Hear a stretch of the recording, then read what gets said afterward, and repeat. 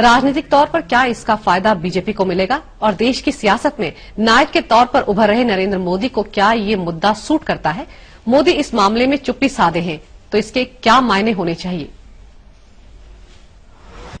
विश्व हिंदू परिषद 84 कोसी यात्रा निकाल पाने में सफल नहीं हो पाया। यूपी सरकार ने यात्रा से जुड़े कुल 1684 लोगों पर शिकंजा कसकर इसको नाकाम कर दिया। अब अगर 84 कोस की यह परिक्रमा यात्रा 84 कदम भी नहीं चल पाई तो इसका फायदा किसे मिला? देखा जाए तो खुद बीएचपी ने इस यात्रा का आयोजन छोटे स्तर पर किया था।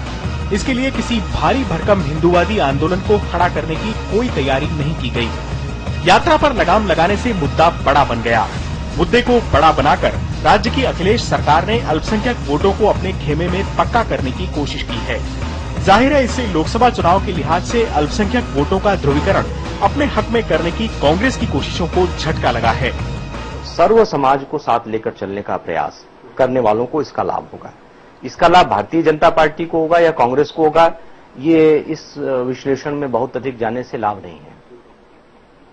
भारतीय जनता पार्टी इसमें क्या रुख अपनाती है, इसके आधार पर जनता तय करेगी। उधर संघ भले ही मोदी के साथ खड़ा नजर आता हो, लेकिन बीएचपी और मोदी के रिश्तों में तनाव की खबरें आती रही हैं। ऐसे में क्या इस यात्रा के बहाने हिंदुत्व से बड़े होते मोदीत्व के कद पर लगाम लगाने की कोशिश भी की गई है? विकास पुरुष की छवि के आसरे पीएम की कुर्सी तक पहुंचने में जुटे नरेंद्र मोदी ने यात्रा पर न कोई बयान दिया और न ही कोई ट्वीट किया। मोदी की इस चुप्पी के मायने काफी रणनीतिक हैं। भारतीय जनता पार्टी को इससे क्या फायदा होगा, लेकिन इतना मैं जरूर कह सकता हूं कि मुझे नहीं लगता है कि आज की तारीख में नरेंद्र मोदी बहुत खुश होंगे कि ये अयोध्या पे इस समय एस्केलेट किया गया। बाद में कभी एस्केलेट हो अयोध्या का मुद्दा तो वो अलग चीज है, लेकिन ये टाइमिंग अभी अयोध्या का इस तरह से सामने उभर के आना उनको सूट नहीं करता है। नरेंद्र मोदी इस योजना से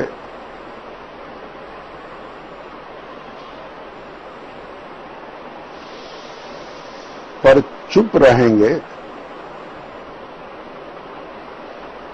सहमति और नहीं जताएंगे और असहमति भी नहीं जताएंगे।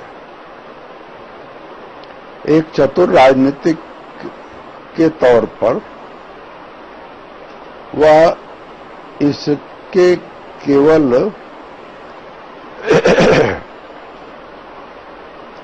इस घटनाक्रम को